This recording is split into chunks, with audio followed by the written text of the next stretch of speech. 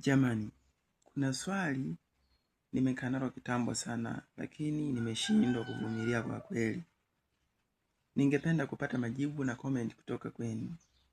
Eti, utajisikiaje kama utakuja kugundua mpenzi wako au mke wako uliyempenda kwa siku zote, ukasikia anakuchiti na rafiki yako wa karibu sana, na wakati huo wewe ulikuwa unamwamini sana mkeo na wala hukuwahi kuhisi kama kuwa anakuchiti?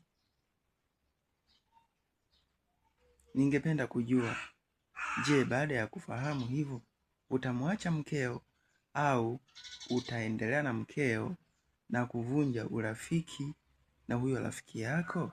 Tukutane kwenye comment. Nipo kwa ajili ya kusoma comment.